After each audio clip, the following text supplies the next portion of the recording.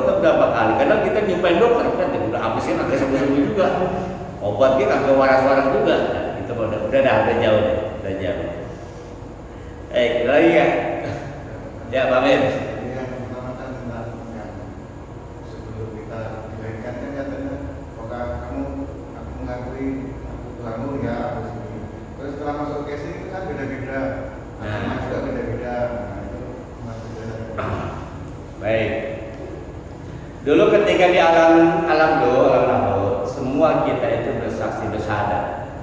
Kalau balas saya, kemudian masuk ke dunia. Kenapa nanti di dunia itu ada yang kafir, ada yang tidak, gitu kan? Nah, karena memang kata Rasulullah, kullu mauludin yuladu 'alal fitrah. Semua manusia lahir dalam kondisi suci. Sama, barang pasti keras. Ya, Pak Fitra. Barang pasti keras, pasti mulus. Semuanya sama nih, style pakai semua. Ketika dipegang si A, sepatunya hilang, kan gitu kan? Kayak bercopot. Nah, ketika orang lahir ke dunia, kenapa dia bisa jadi Nasrani, Yahudi? Karena kata Rasulullah, fa'abawahu yuhawidani wa yunasirani wa yunabisani. Karena orang tuanya lah, karena pendidikan lah, karena lingkungan lah yang menyebabkan dia Nasrani, Yahudi dan Majusi. Artinya apa? Ini karena orang tua yang tidak mengenalkan Allah. Makanya dalam Islam dikatakan awalu yajibu ala insan ma'rifat Allah. Ma'rifat kepada Allah. Itu sebabnya Rasulullah SAW mengajarkan ketika bocah baru lahir langsung diajari. Kan gitu kan? Dia kalimat pertama yang diperdengarkan kepada si bayi ada kalimat. Ketika takbir, kalimat apa yang keluar? Allah dulu katanya. Makanya bayi baru lahir diajarin. Emang kewajiban kita orang tua. Ya, insya Allah usia 7 hari baru kita akikah. Adapun orang itu kenapa dia tidak beriman kafir? Kafir atas kata kufrun. Kufrun itu tertutup. Kufrun artinya tertutup. Jadi orang yang tertutup namanya kafir. Apa sih yang tertutup? Yang tertutup adalah perjanjian dia dulu, persaksian dia dulu di alam lahir.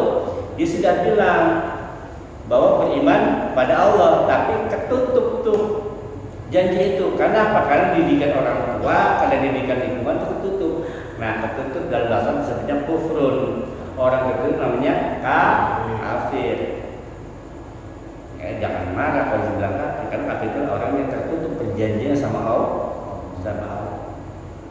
Nanti datang hadiah, kebuka ditutupnya hidayah, ya, kebuka. Nah itu sebenarnya ketika ada orang ke Islam, pada hakikatnya dia bukan masuk Islam, tapi kembali kebuka, kembali Islam. Ya gitu, maka pentingnya sini orang tua lingkungan, karena orang tua yang membuka. Ya. Apa definisi kan tadi teman kita bisa melihat orang dari temannya. Nah definisi teman dalam Islam itu seperti apa ya? Apakah yang harus satu chemistry, harus ketika ngobrol aja harus nyambung? Karena ada orang berteman tapi begitu ngobrol nggak nyambung gitu, tapi merasa ini teman atau bukan gitu kan? Gak satu spirit gitu. Maksudnya kalau istri teman nyambung. Iya, jadi gini, dia sama istrinya nggak nyambung. Kalau sama istri temannya nyambung.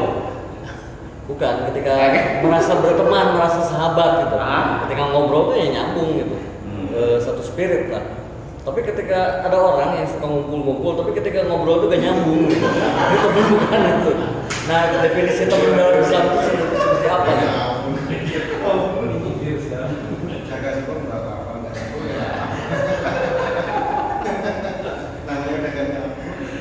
Ya.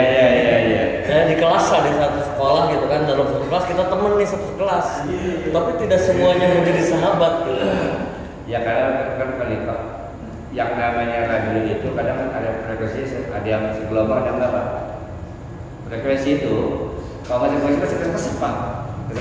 Artinya begini, Tidak semua orang itu pasti akan nyaman ngobrol sama kita. Karena apa? Karena setiap orang punya karakter beda-beda. Gitu. Itu kita harus pahami.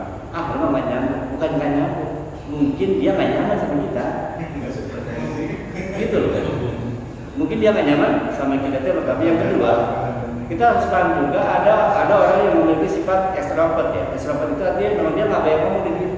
Dia lebih menghindar. Gitu. Dia menghindar. Bahkan kadang-kadang kalau beda sama introvert. Kalau extrovert itu dia orangnya rame. Kalau introvert itu orangnya diam. Kadang kalau ngomong dia ngomong apa?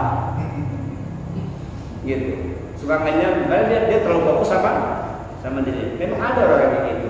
Nah, ketika kondisi begitu kita harus pahami juga. Itu ujian buat kita sebenarnya. Benar. Kenapa ujian buat kita?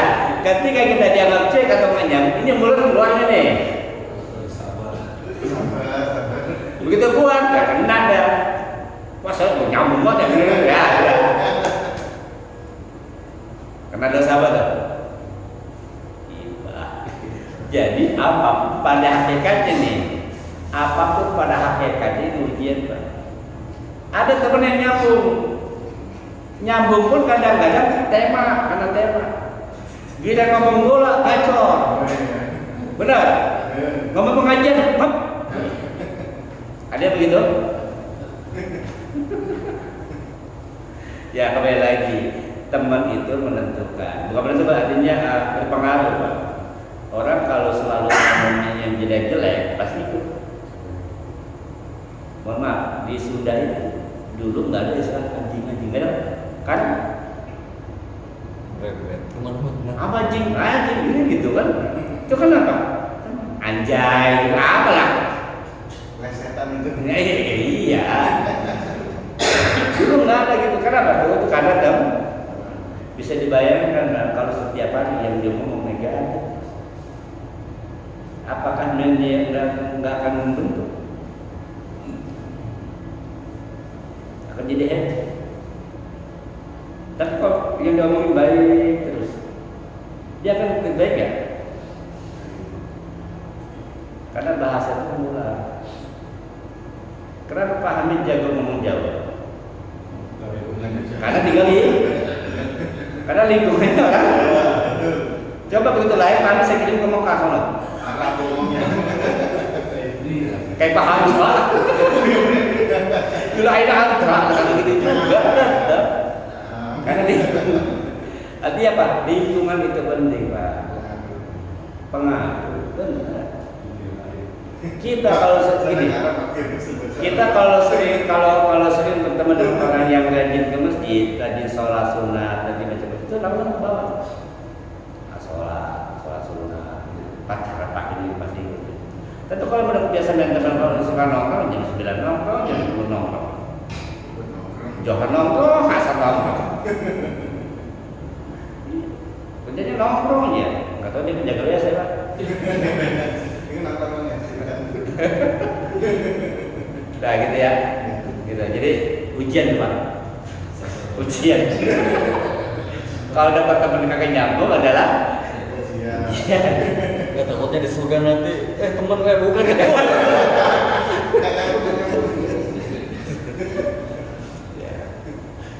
ya itu pentingnya temennya. Cukup ya. Nah, itu saja. Untuk penelitian ya kembali lagi bahwa kita belum